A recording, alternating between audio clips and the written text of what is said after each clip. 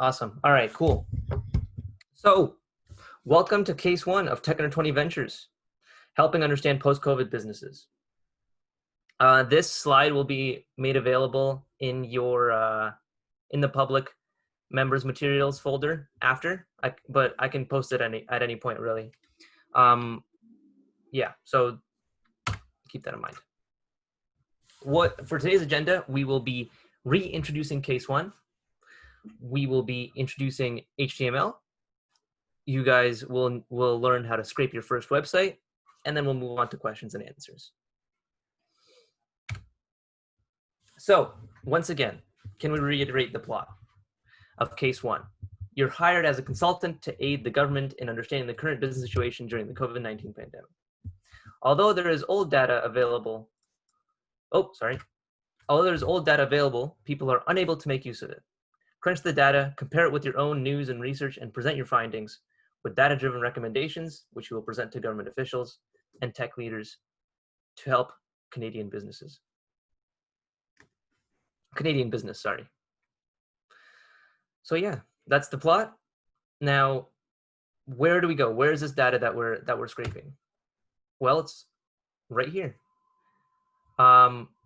This is the official Government of Canada website, and it has a lot of statistics actually from the year 2019 about all the different industries. So let's see if we can find out something about the accommodation and food services. Let's just click that. Click here. Let's find out about, and then there's these subcategories that we have to choose. So let's find out about caterers. So now we see the real data. Over here, we see in the businesses section, we see that there's 5,000 establishments. And 98.2% of them have 0 to 99 employees. Their average revenue is 360.6 thousand, and 79% of them are profitable. Now, if we were to kind of try and get some sort of graph out of this, we would have to go to each individual page in each individual subcategory in order to get all this data together. Now, we don't have that kind of time. That's quite monotonous, actually, and it'd be great if we could do it using something like web scraping, because it would also allow us to keep that data updated. Say, every once in a while, we tell the robot, hey, go scrape that for me, get the new data. Once the 2020 data comes in, for example. That could be useful, right? For comparison.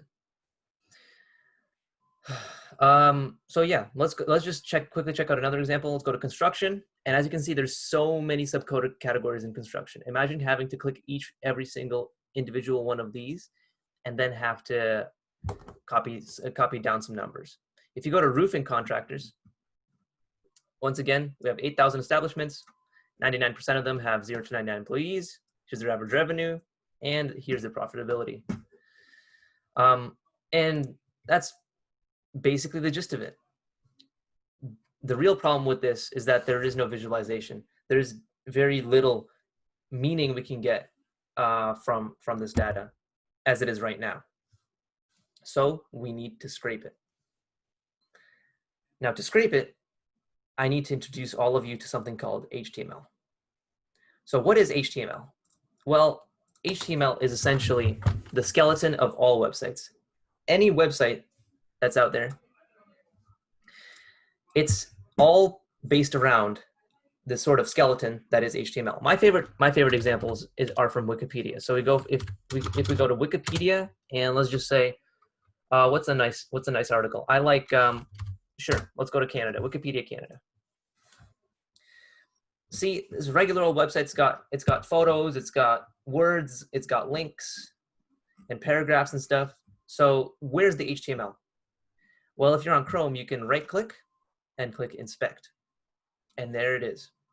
This is the skeleton of all websites. Now, we don't know what it means yet, but it's there.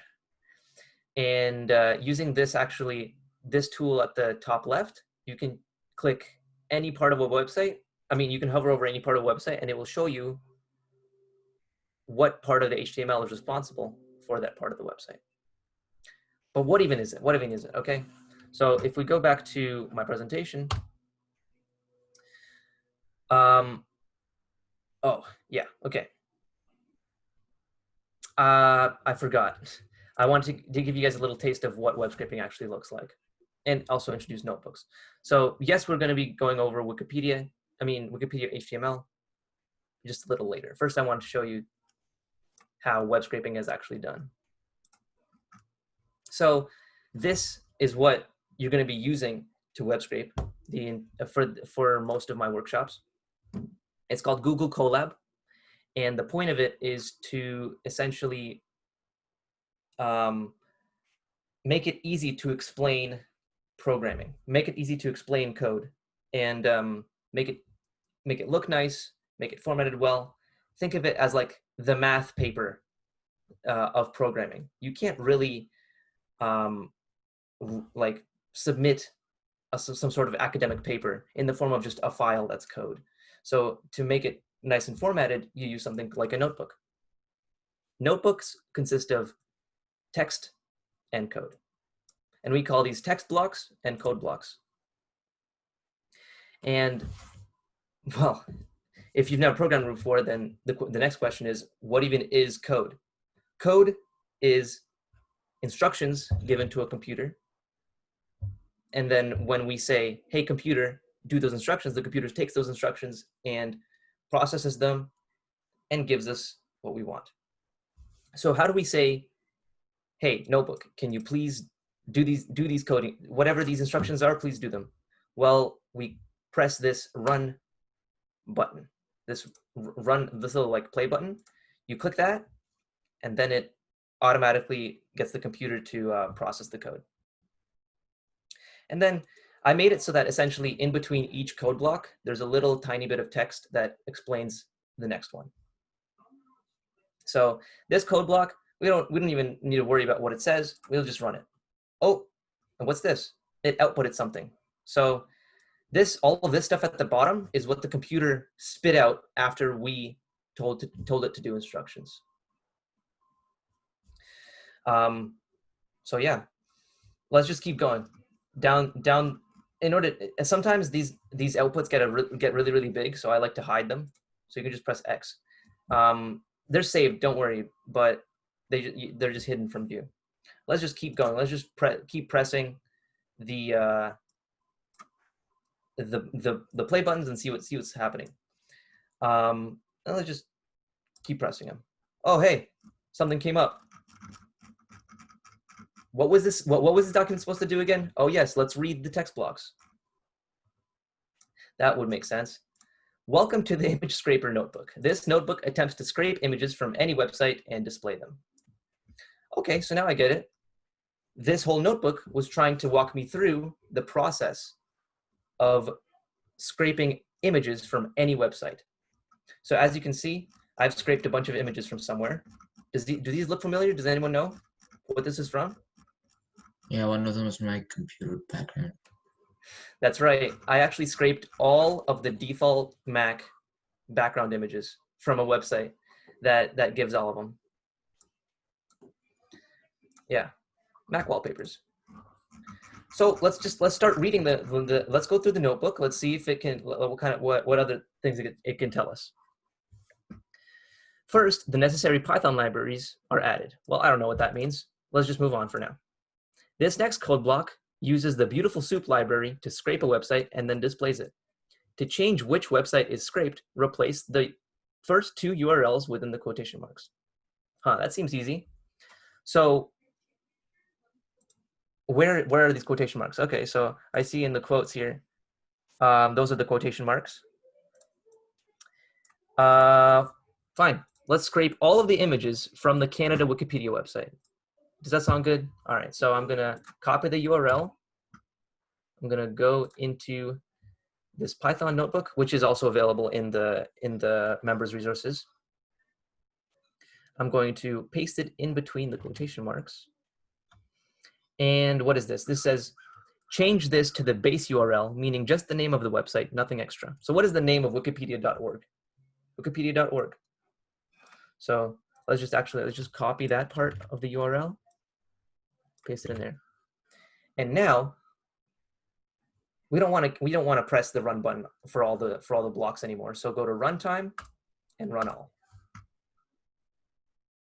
And that'll just run everything for us. And there we go. Look at that. We just scraped all of the images off of the Canada Wikipedia page. Now, the reason I keep using Wikipedia page is that I know it works. Does anyone want to recommend any other page to scrape? What's your favorite Wikipedia page? Anyone? Feel free to unmute yourself.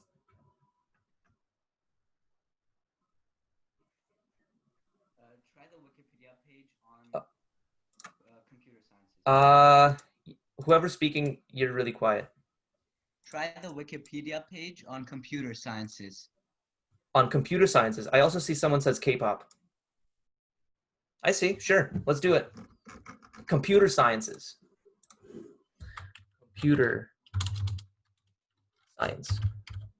All right, so here's the URL. Here's the URL. Let's take it, go to the top, replace it in here, and replace the base URL. But the base URL is the same. It's the same Wikipedia thing. So runtime, run all,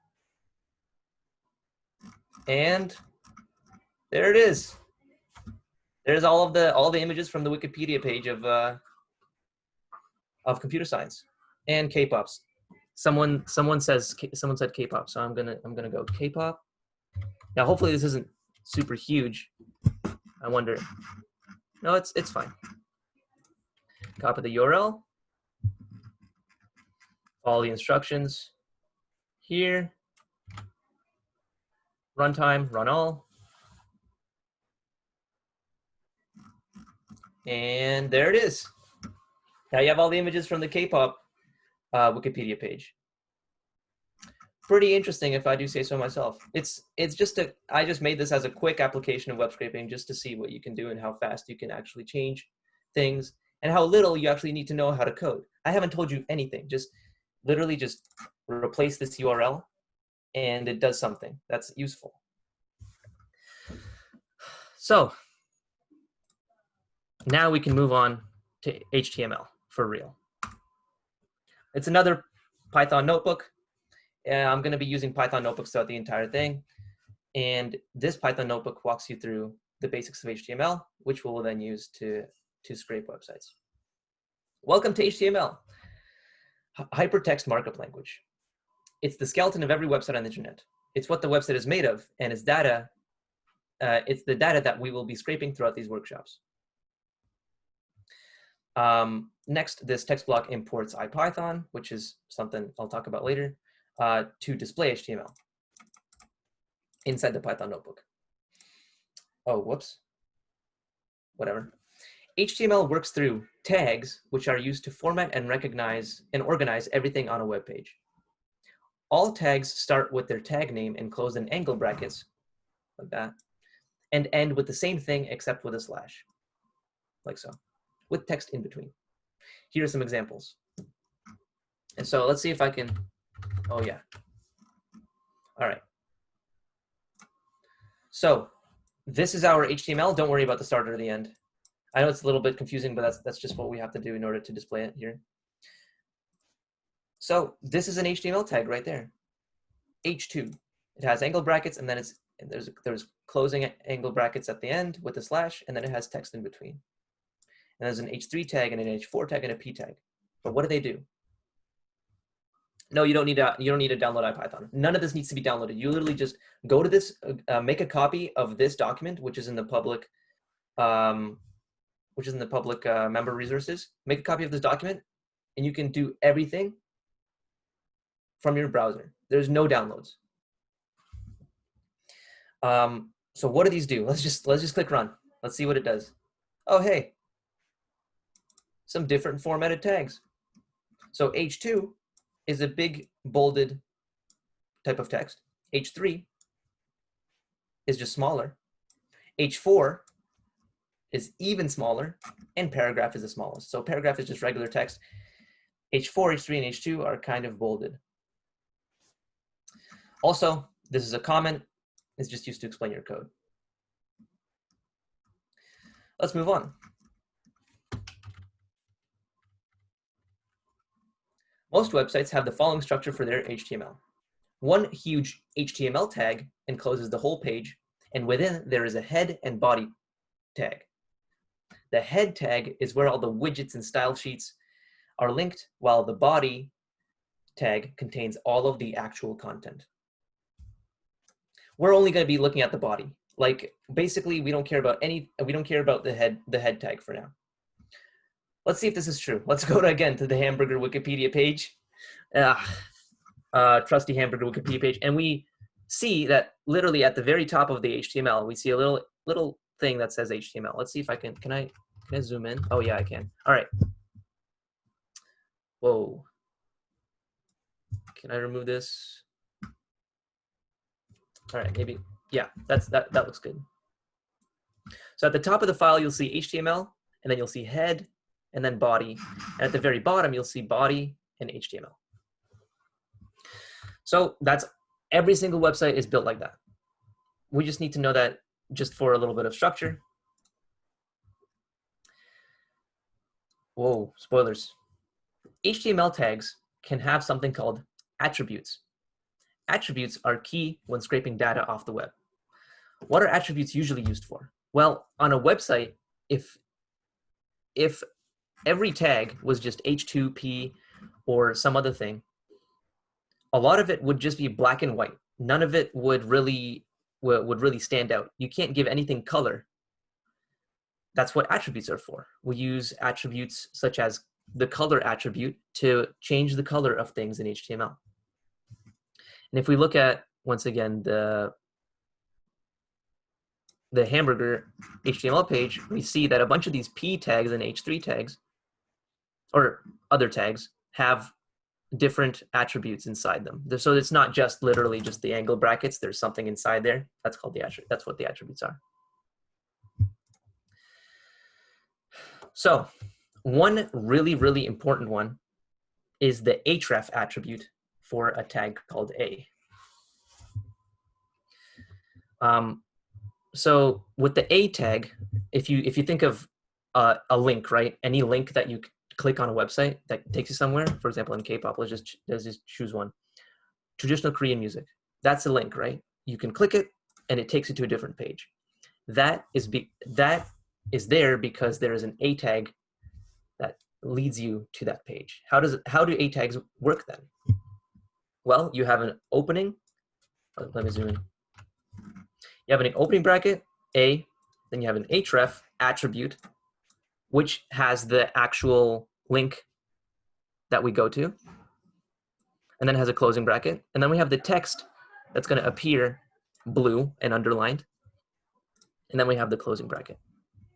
So the same thing is with images, essentially. The image tag just has an attribute called source, which basically sources the image from somewhere, whether it's from a server or a website, whatever it is. Let's click run. And here it is. We have the image and we have the hyperlink.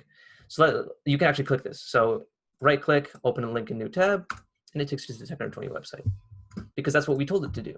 We said A, we gave the href, and we have the link right there. And then for the image, we have that image source. So if we go to this, if we actually go to this URL, copy it, go to the URL, that's the image. So that's all cool. But when web scraping, there are two very important attributes. The important attributes to keep in mind are ID and class.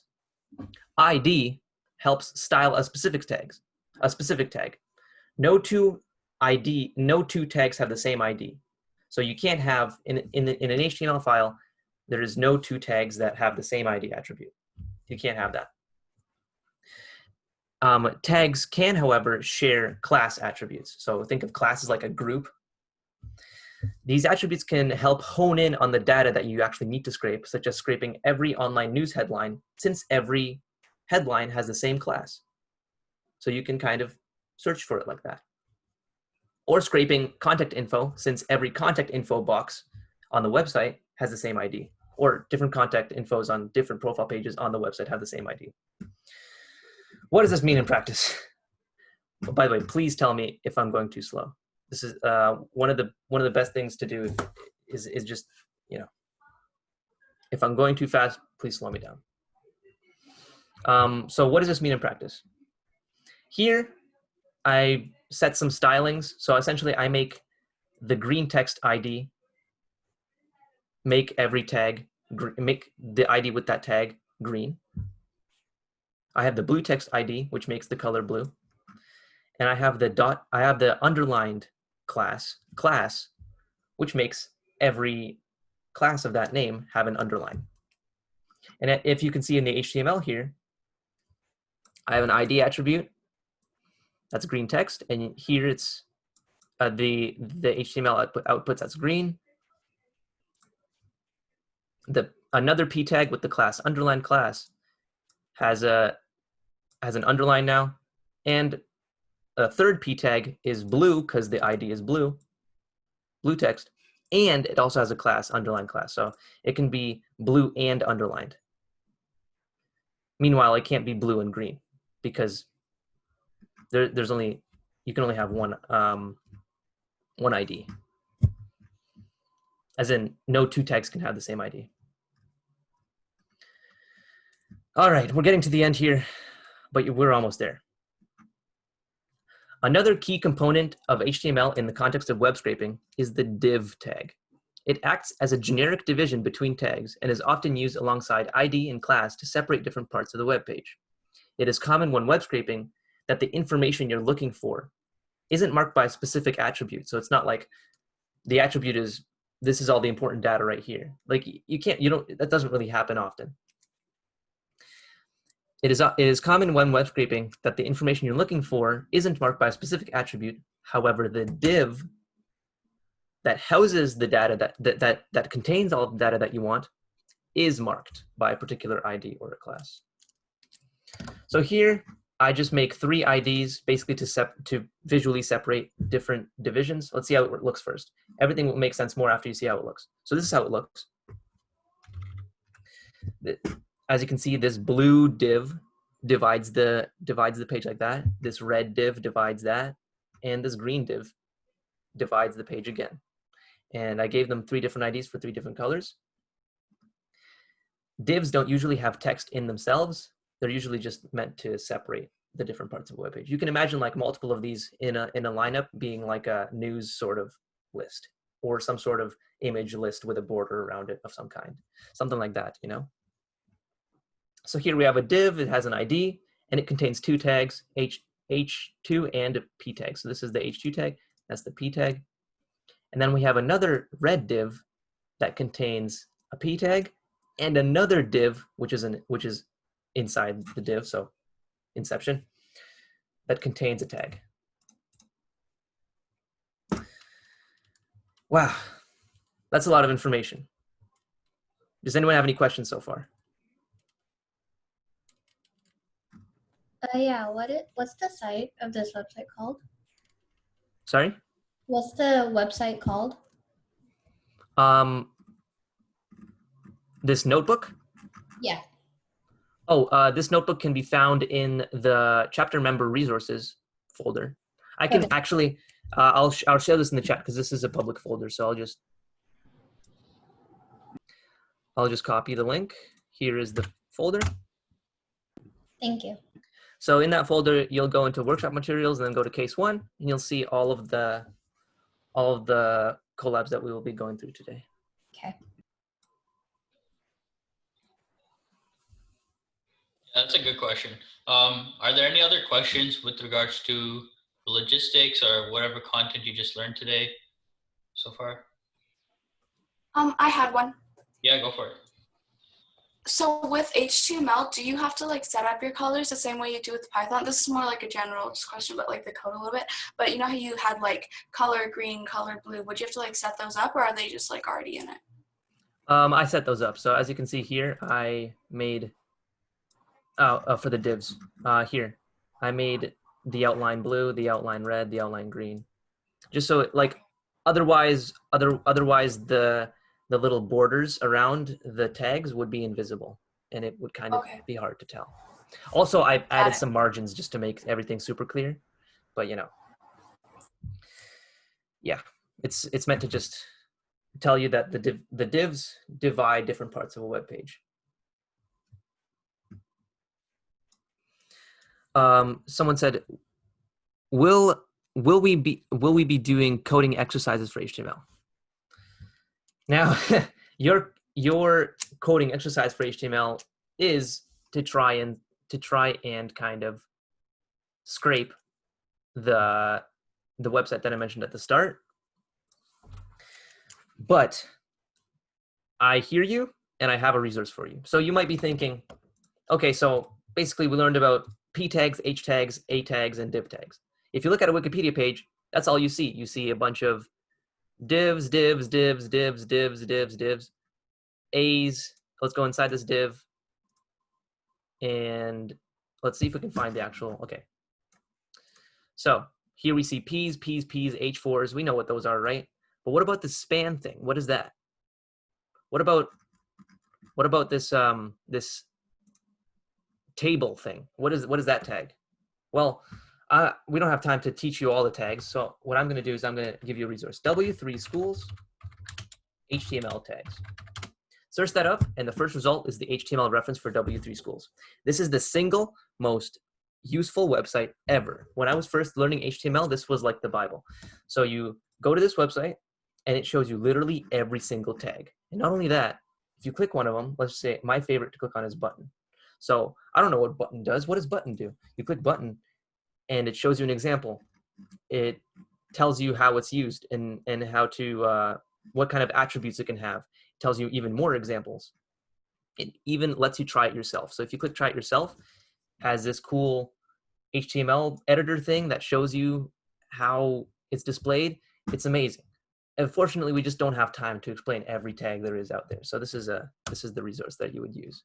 I'd say for practice, essentially, maybe draw something, draw like a layout on a piece of paper, and then try and emulate that using HTML, like different colored boxes, different colored, you know, whatever that is. Try and use W3 schools as a resource, because fortunately we just don't have time to go through HTML in that much detail.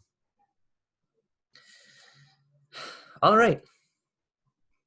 How could you divide vertically or make other arrangements instead of just horizontally? I think what you mean is divide horizontally, because we were dividing vertically. That is definitely a question for W3 schools. I could do it. It would require a few more attributes here and a little bit of tinkering.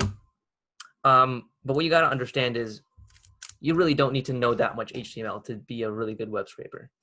It's not about knowing like how to do it. We're just reading it, and then we're getting the data off of it.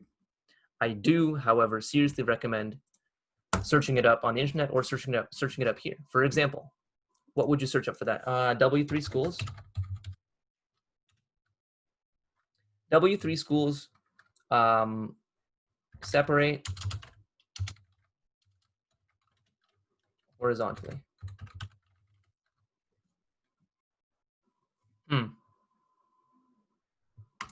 Maybe this one?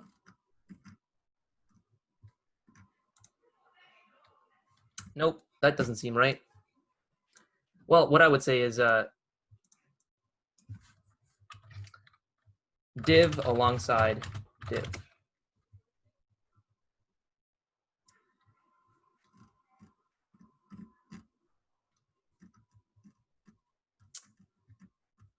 Yeah, the thing with horizontal separation actually is it's quite finicky.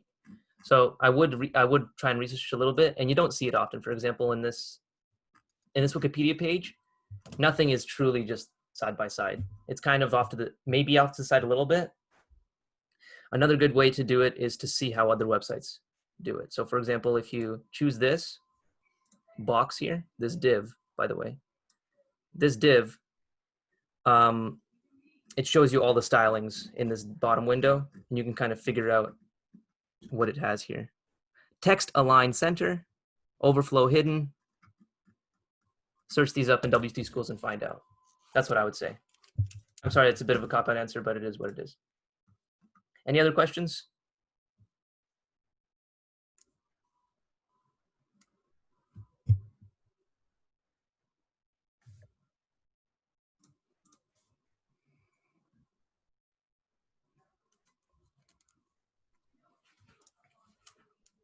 All right, then I guess we can move on.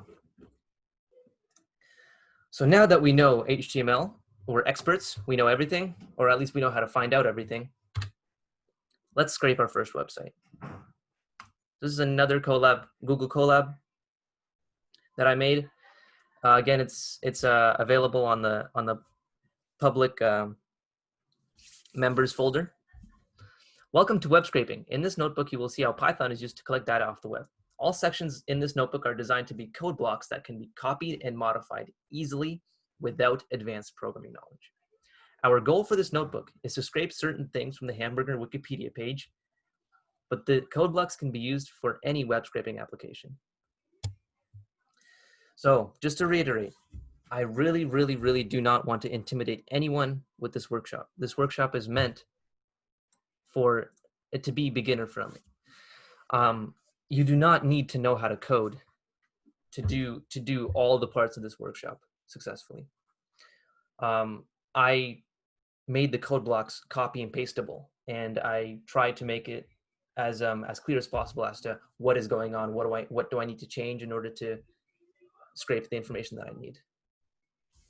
So this is not a Python course, but before jumping into web scraping, there are 4 basic Python concepts you need to be familiar with to get the most out of these workshops. These are variables, functions, libraries, and comments. Just quickly, I'm gonna get libraries out of the way. You can think of libraries as kind of like a toolbox, a virtual toolbox of things that we use for specific applications. For example, for web scraping, we have our own web scraping libraries that we add into our notebook in order to do web scraping. It's pretty simple. You don't need to download anything. You just add them with 1 line of code, and that's it. This is a Python comment. It's not counted as code, but it's meant to help other people understand code. So this is what I use to help people understand the code blocks so that you remember what the code block is for without me having to dictate it to you all the time, because I'm not going to be there when you're using this. My variable equals quotation mark hello world. What is this? This is what we would call a variable. A variable is basically how we store data in Python. You put an equal sign next to a name, and that becomes, and then whatever's to the right of the equal sign is the data that we're storing. The data that we're storing can be anything from numbers, words, sentences, mathematical expressions, anything basically. And we can also change the value of any variable by just putting the equal sign again and putting a different value like a number. Pretty simple. This next one is very, very important. Functions. Functions are kind of, think of it as like a machine, a machine that we don't know what's going on inside, but we just give it something and it spits something out back to us. So we give it something like a number or a variable or a list of tags or a whole web page, and then it gives us the information that we want from it.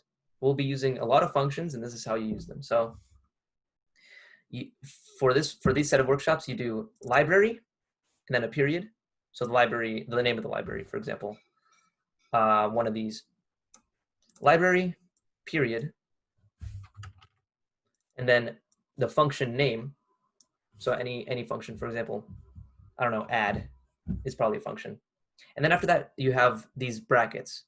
And what these brackets enclose is the data that we're putting into the function, that the function is going to then manipulate or change and then spit out afterward. And then, no, or spit out an output, basically. So the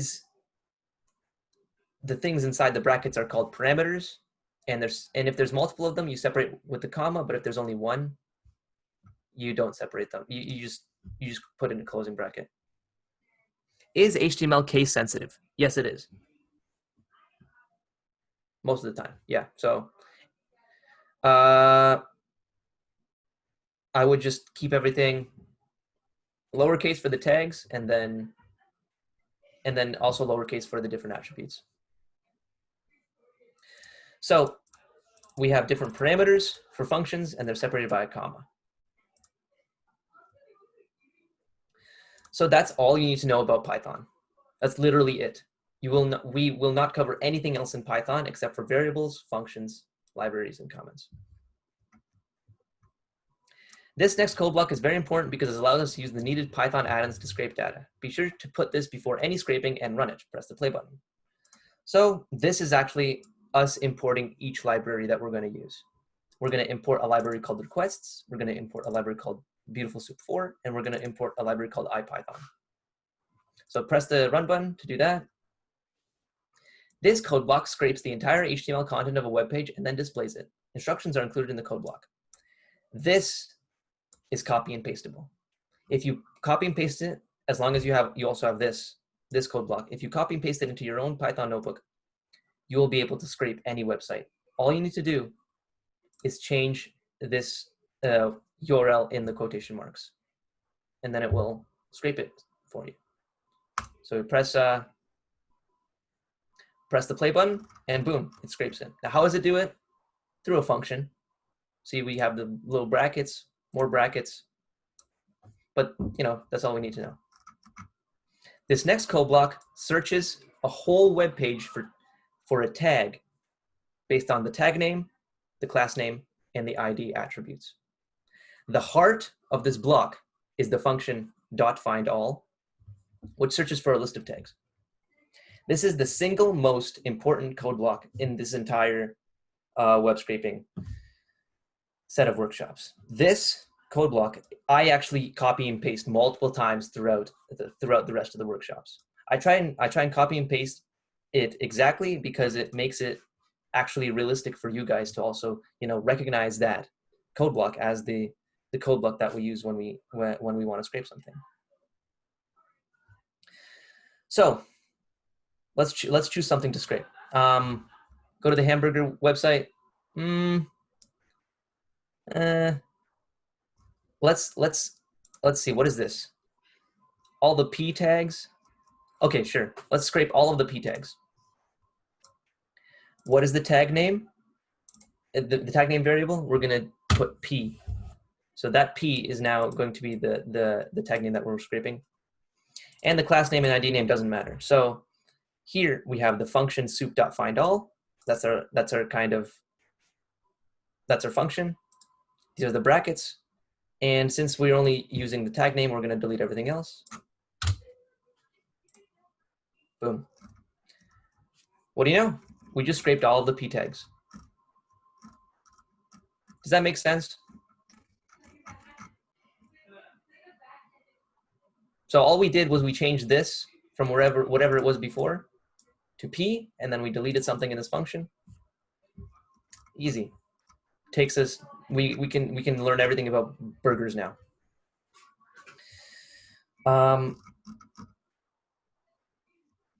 So that's the way actually searching for tags works.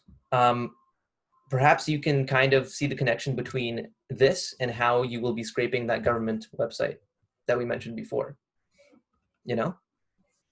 Maybe like make some connections. I won't walk you through that one, but you should be able to associate it. I also included comments for if you want to scrape something with a specific tag and a specific ID, or say you wanted to only scrape something with a specific ID or only scrape something with a specific tag.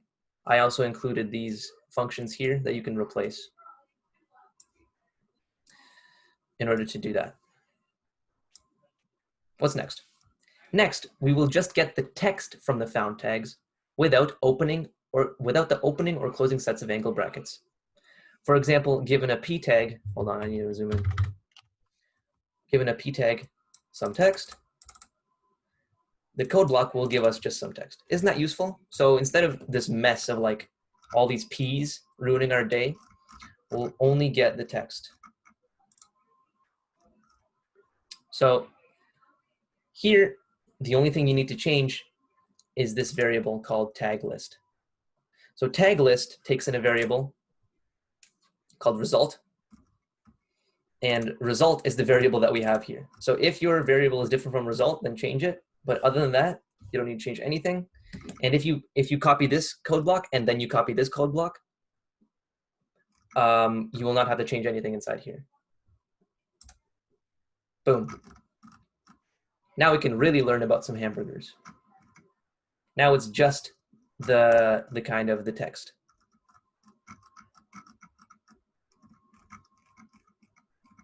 So yeah.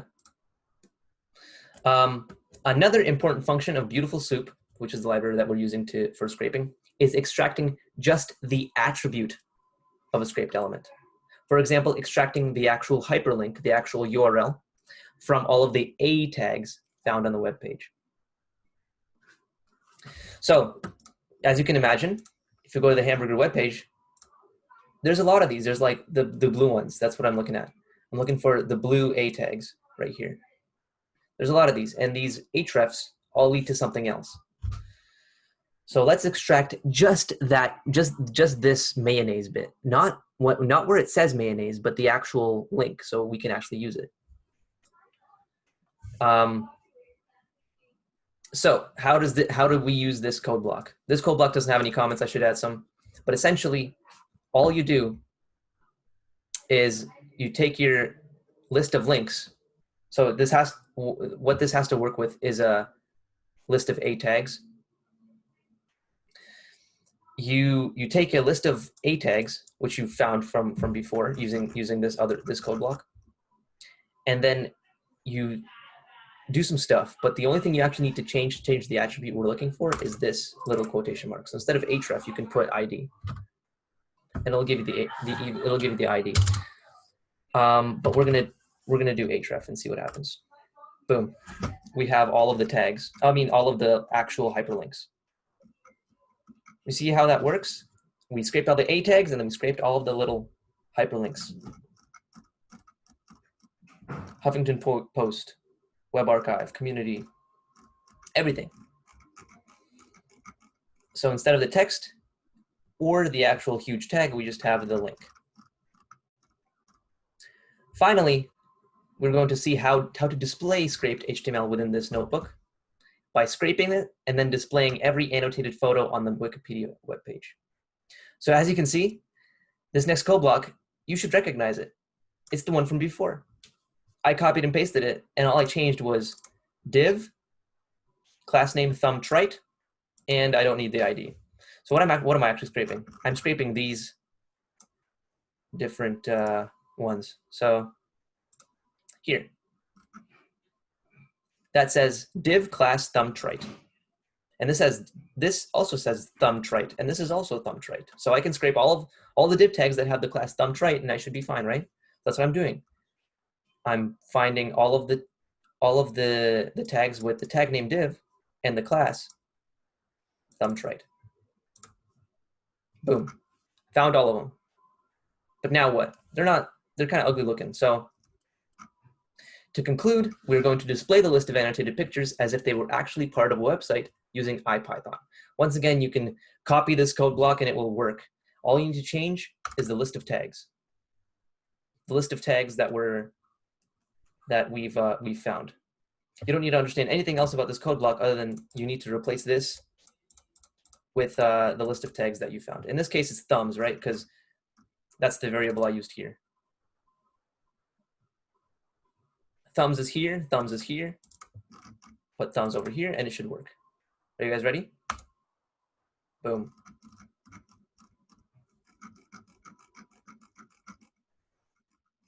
I have all the annotated divs. That's what happened. Yeah. And that's how to scrape your first website.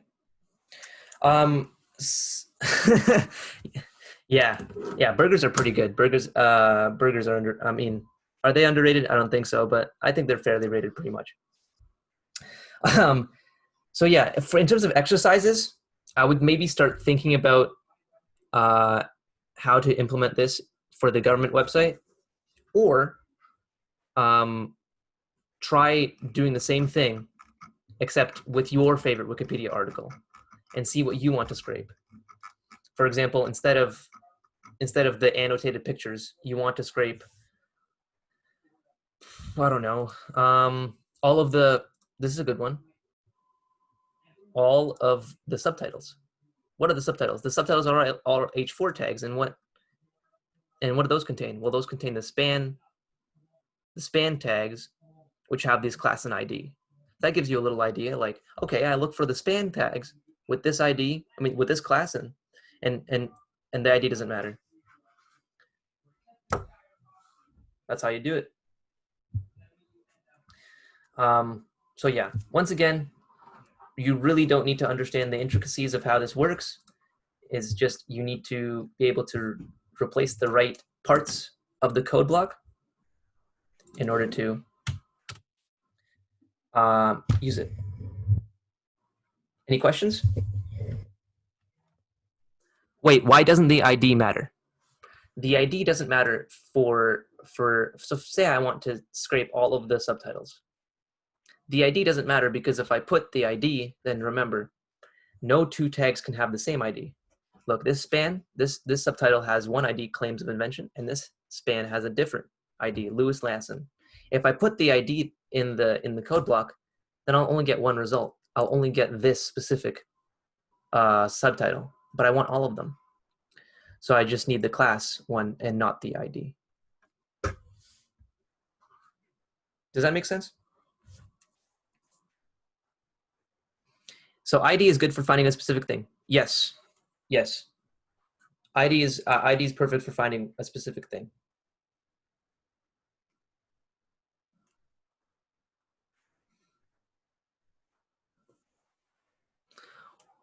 What do you put for all in ID?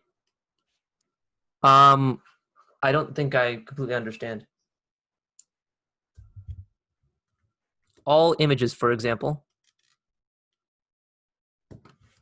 For all the images, okay, so if we go to this one, for all the images, let's see if I did it correctly. This is what I did. This isn't a code block because it was just a demonstration, but you can see how, okay, sure. Let's, you can see how this line, soup.findAll, is also here, soup.findAll. So all I did was I put the tag name, and the tag name is image. You really don't need an ID there. Wouldn't you just not put ID if you want to grab all images? Yes, exactly, yeah. So you wouldn't need an ID, you would just need the tag name, like I did here. Also, inspect element is the same on Mac. You just right click and inspect. It'll be there on Chrome, at least. Chrome is my favorite for doing this because it has a very, very nice interface.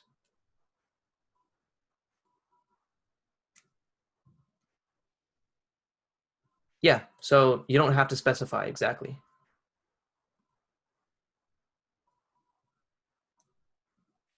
Any other questions? I had one more. Sure. So basically, you said before, sorry, maybe I'm just not understanding this right. You said before that we don't need to like download anything for the codes, right? Nothing. You don't need to download anything. Okay, Oh, perfect. So well, not even like an IDE. No, not even that. Okay, great. So I would recommend Chrome just because Chrome is pretty good with the HTML stuff, but you really don't seriously need it. It's all within this Colab notebook thing. Any other questions? Workshop's over, by the way. I guess I can. Oh, sorry. There we go.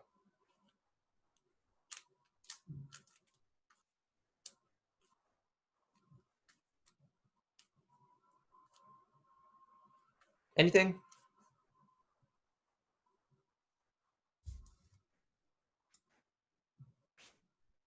Was I being clear? Should I go over something again? Wait, so do we get assigned to groups? I believe so. Groups of 3 to 4. I would ask your a different chapter director just to double check, but I do believe that you have to be in a group of 3 to 4. Well, you don't have to. It's the style of case was meant for a group.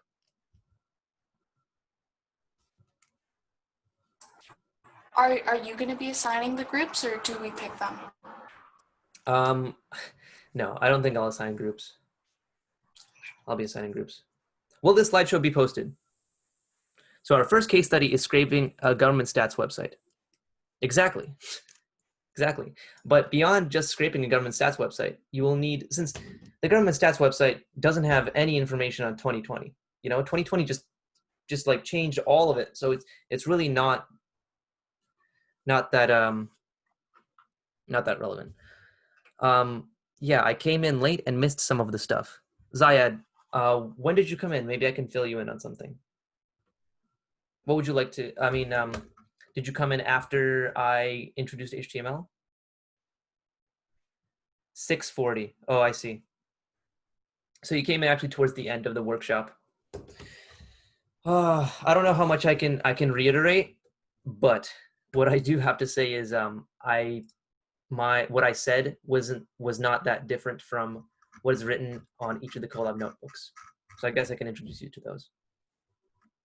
This is, okay, hold on. Let me zoom out. This is, once again, a Colab notebook. This is the document that we're going to be working with. You don't need to download anything for these workshops. It's all contained in here. Google Colab notebooks are basically meant to make code organized and look pretty. They have text blocks and code blocks can be executed or ran. Like you tell the computer to do some code by clicking this run button. And it gave me an error, of course, but what can you do? I think it's because this was never meant to be actually run. Let's run this next one. Where can the Zoom recording be found if made? I will likely put it in a folder in the public member resources directory, along with the slideshow, actually. Yeah. So yeah, to answer that, we'll be putting this on YouTube, I think, most likely. So we'll send you the link, and you'll, as Timur said, you'll have access to the recording.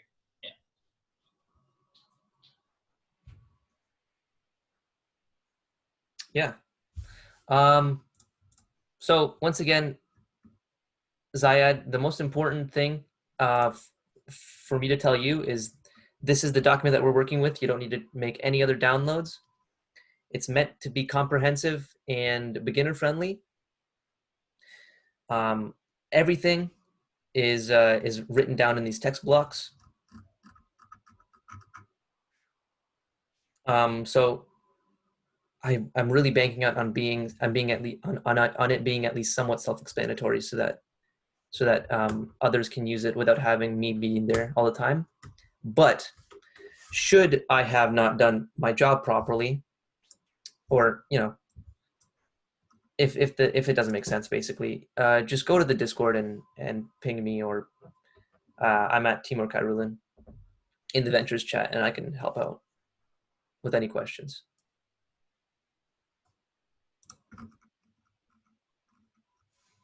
Also, the actual the Google Colab notebooks are located within the helping understand post-COVID businesses, which I can share again, just so that everyone is clear. There it is. So yeah, any other questions? Anything at all?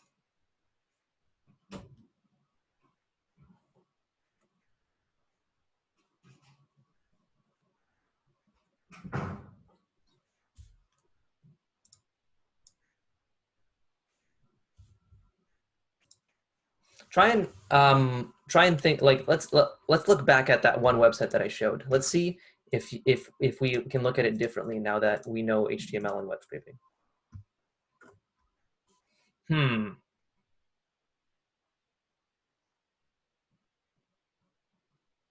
How do I add the login collabs? So that is what shows what was executed with the code.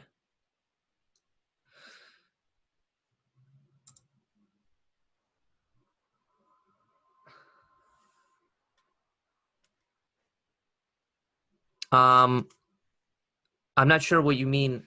What you mean, Josh? Could you provide more detail?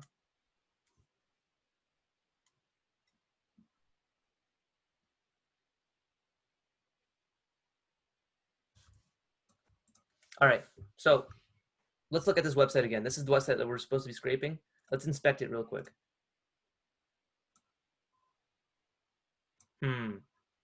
What is a list item? What is a UL? Or I shouldn't have told you that, but yeah, that's a list item. That's the list item tag. What is an LI? What is a UL? What is a section? Oh, wait. None of this stuff matters, right? So, Span, href. What is this? How does that work?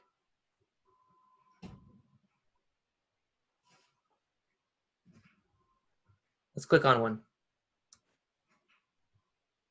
Oh, okay, I get it now. Okay.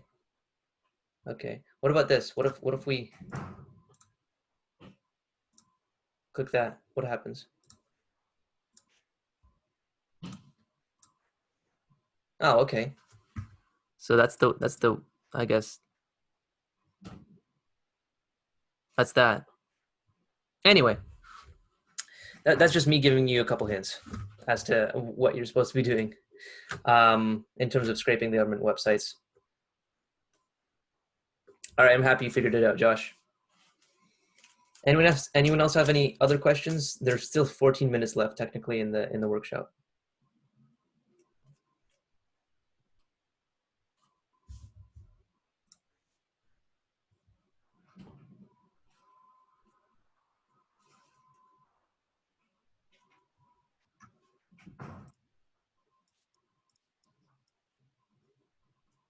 When will the next one be?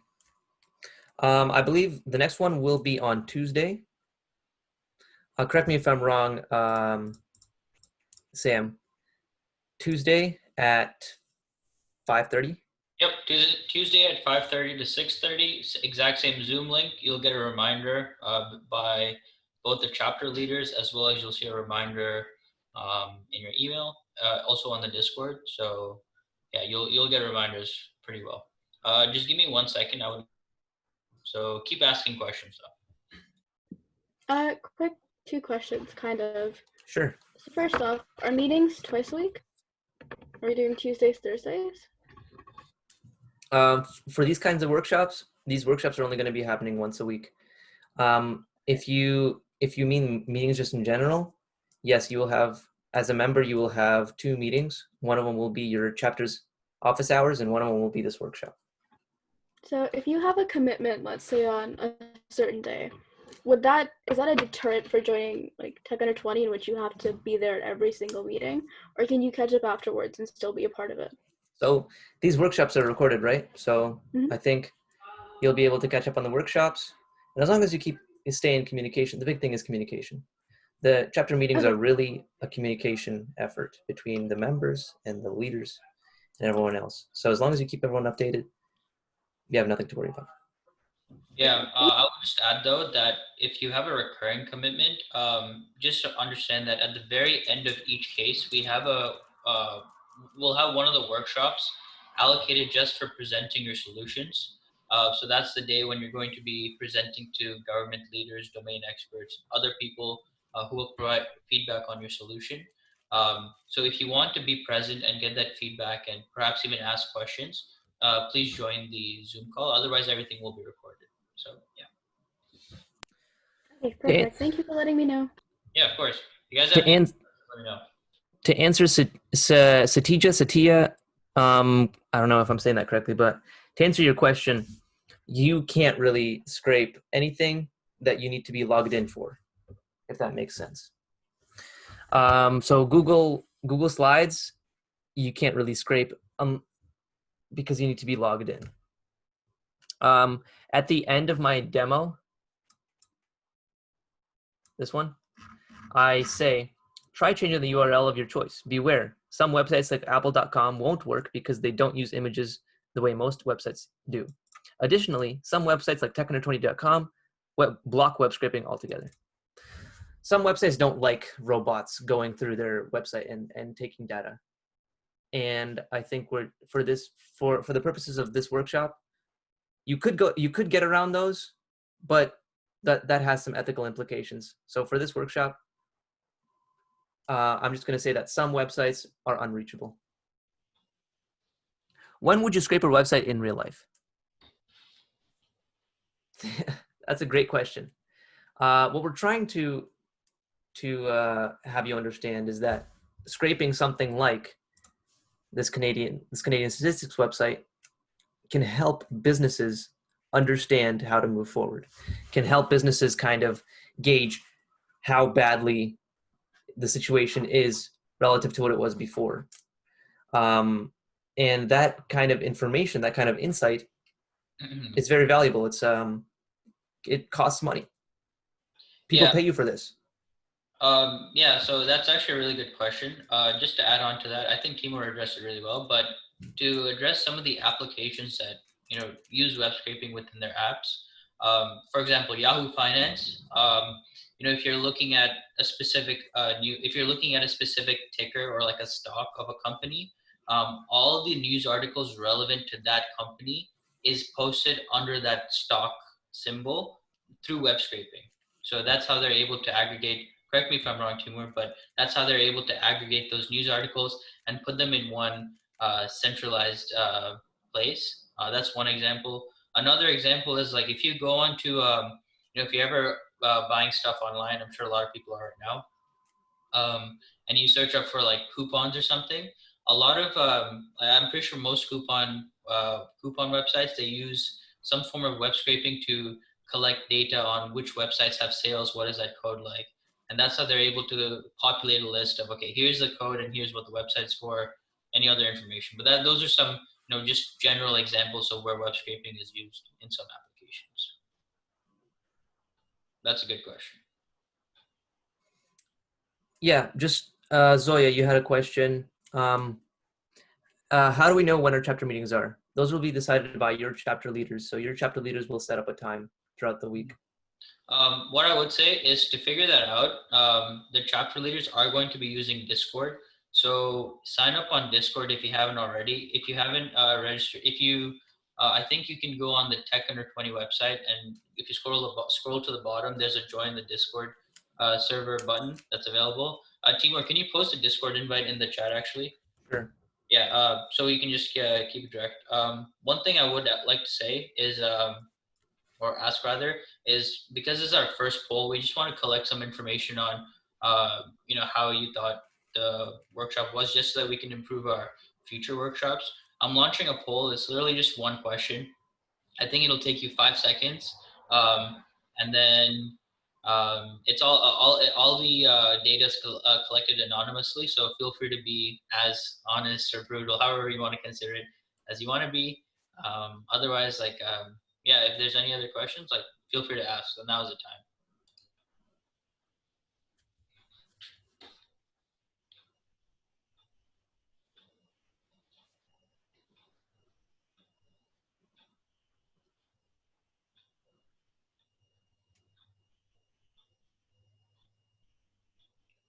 Okay, so if you don't have an assigned chapter leader, we actually have a virtual Tech120 chapter.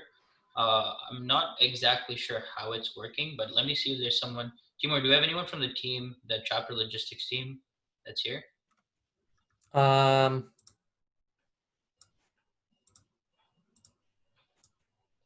don't think so. Is Not Jen that. here?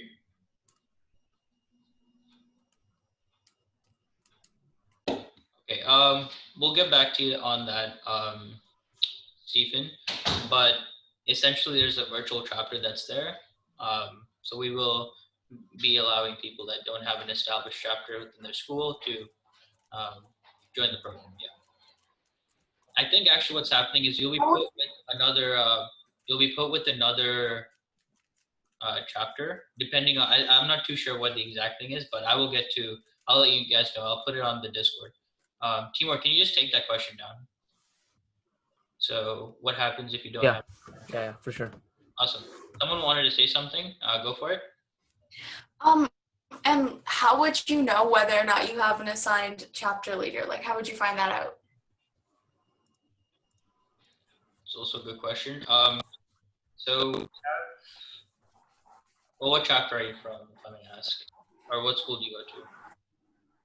Oh, White Oaks. Okay, yeah, you have a chapter. White Oaks is our largest chapter. But if you don't know if you have a chapter, join the Discord, and our bot will try to place you within a registered chapter based on your school.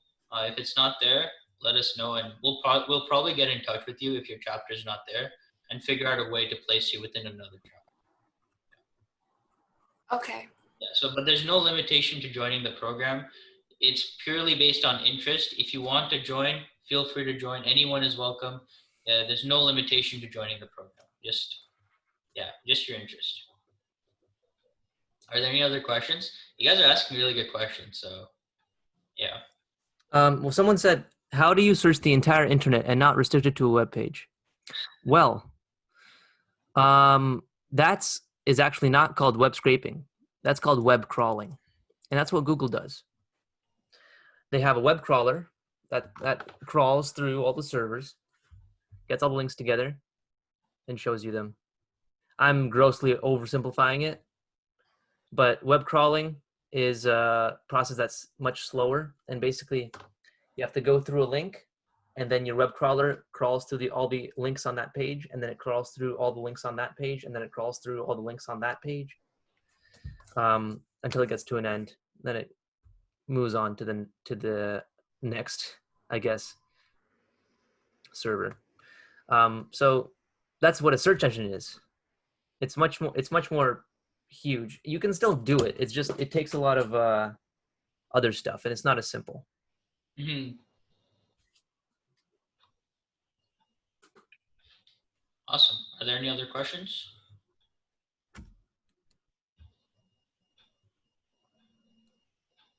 I see that we've got about 85% of people responded. If you haven't responded to the poll, please do so. Your opinion is highly valuable, but thank you for responding to the poll if you already have.